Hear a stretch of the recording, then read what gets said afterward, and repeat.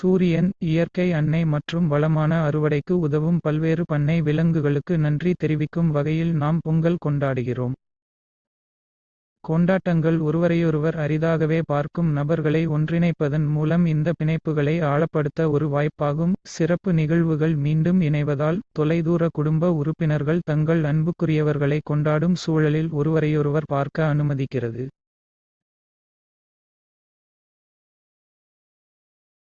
Thank you for watching. Celebrate Pongal with family and relatives and friends, wishing that this Pongal festival brings you good luck and prosperity. Enjoy this day with your loved one and may God bless with all good things of life. Thank you.